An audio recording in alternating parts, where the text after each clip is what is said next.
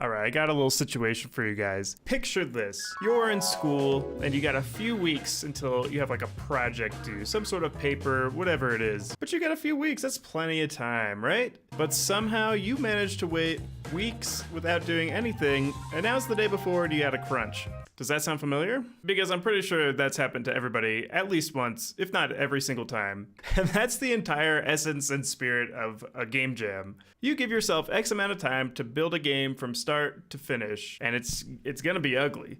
It's gonna be messy, it's gonna be stressful, it's gonna come out looking like garbage, probably. But the best part about it is you're gonna actually do it. You're gonna make a game. People need motivation, right? Otherwise they'll just procrastinate. If you're at your job, you know you're getting money and you don't want to get fired because you need that money. So you're going to do the work you have to do, even though you might not want to if you don't like your job. Yeah, if you're in college, you want to get good grades so you can get your degree.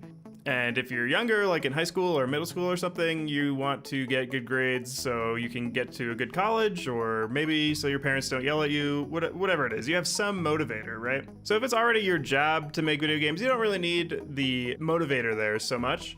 But chances are, if you're watching this video and you watch my videos, then you're not a professional and you are a beginner and you're just doing this for fun, maybe as a hobby, maybe you'd like to get into the space, maybe you're just starting out, or maybe you don't care at all and you just clicked on this video. In which case, my point is, you have way more leniency on yourself in terms of getting yourself to actually work on a project consistently, or to finish a game, or to just get a prototype out there. And if you're like me, or pretty much every single person out there, you go through little waves of inspiration, and then that dies down, and you probably don't work on something for a little bit, and then you know, something happens and you get inspired again, and then you go back to it, and this time you probably want to work on a new project. So if that sounds familiar to you at all, or if you can empathize with that, then I want to talk to you a little bit about why you should use game jams as a means of learning and practice. So like, what is a game jam, right? What is it? Typically, game jams are done over a weekend period. Sometimes it's longer. It could be like a week or maybe even a month. It depends. They all have different rules, and there will usually be some sort of theme, and you'll have to make a game from start to finish, all within their rules and time constraints, and then publish it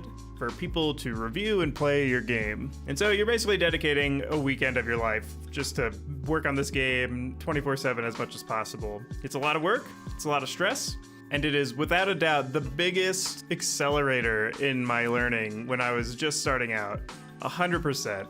And like I mentioned, there's a ton of different rules and ones that are spread out. If you're like really strapped for time and like a weekend game jam is impossible for you, then I would do something like a week. But otherwise, I really recommend doing the weekend game jam. I think that is the best way to do it. There's game jams all the time. This is on itch.io/jams. I mean, look at all these. These are all happening in the upcoming future. I can click on upcoming this month. There's so many game jams. There's 2 pages of jams just in the next month that you could sign up for. And if you're serious about trying to get into game development, I think you should try and allot yourself to do one of these, you know, at least like every other month, if possible. I know that's a lot.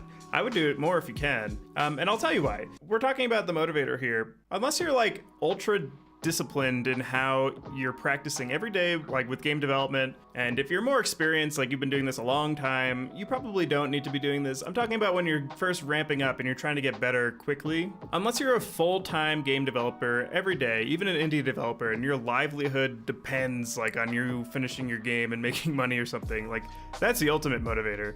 But if you're just doing this like on the side for fun, or you're just trying to learn, there's no other case I can think of where you're building a game from start to finish in a very short amount of time, where you're just gonna have so many different complicated problems to go through, and you don't have time to research it and find the best way to do it. You only have time to do the bare minimum, which is just get it running and functioning. And so you might pick up bad habits, maybe as an argument, but that doesn't matter. Like, you're just going to be plowing through experience when you're doing game jams, and you're gonna have so much more to lean back on. You'll come out with something to show off, a video game that you can even expand on further after the jam. In a lot of cases, the theme is like not announced until the jam starts, so you don't even know what type of game you want to make. And so you come up with like a lot of ideas on the spot, and it's usually a struggle for people, but the first few hours you're just like, what do I want to make? What do I want to make? And then you just get into it. And so you might come out with like a really good idea for a game, you know, you would have never even thought of until you did the jam. And if you feel like intimidated or anxious about actually participating in like a community event, or like you don't really want to submit it to be reviewed, maybe that's just like uncomfortable for you, you don't really need to, right? Like I just Googled Game Jam theme generator, and here's one. And look, I could just generate as many themes as you want, so everything falls apart. Right, my first thought is like the world falls apart as you're walking through the level. You are the villain is a hilarious idea. You could do some really funny things with this.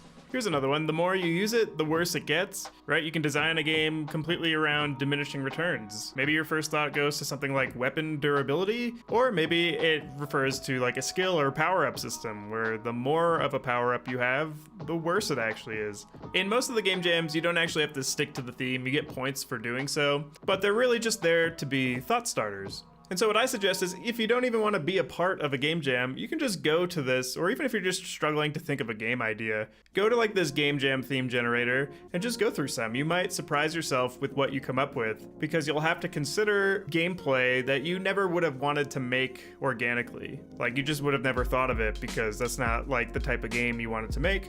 And you might surprise yourself by coming up with something that's actually a really good idea. And that's kind of the fun about game jams, more so from like a learning and practicing perspective. Is like they're refreshing. You get to just like build out a game really quickly, which offers fresh ideas, right? You're coming up with new things that might turn into something great. If you're burnt out on your current project because you've been working on it for a really long time, this is another great way to just mix it up a little bit. You get to just try something different and you can kind of restart your passion for your project. And that's actually why professional game studios often will do game jams in the middle of their development cycle. Like I know Double Fine is a big example of this, and is probably one of the reasons I started getting into game jams is because they would do the Double Fine game jam like internally, and then they would pump out a whole bunch of like small games, and all those ideas came from the game jams, which is really cool. So regardless of where you are in your game development journey, if you've just started, if you've never made a game, if you've been working on your dream game for years, if you like programming and you just want to do something with some friends, I really encourage you to give it a try. Do it next weekend. Just join one or set it up yourself, or just try and make a game in like a day or something like that and see what comes out of it. The worst case is things don't go very well and like you fail at making a game, and that is incredibly valuable because now you have hard concrete examples of what you need to improve at so that next game jam you can actually get further. And so no matter what you do in your game jam, aside from just like not putting in any effort, I guess is that the real worst case, is you're gonna come out with something useful, whether that's experience, a product, or some idea that you want to build out further after the jam. And to be honest, like when it finishes, I always feel like I just did something like worthwhile with my time, like as opposed to just playing video games all weekend. I feel like I did something good. Oh, but if you do a game jam, 100% post that in my Discord channel where I have like a show off section. I love playing people's game jams. I always do like the judging afterwards and play through like a bunch of people's, because people come up with like some really crazy ideas. It's super fun. All right, subscribe. I'm gonna be making more videos soon. See ya.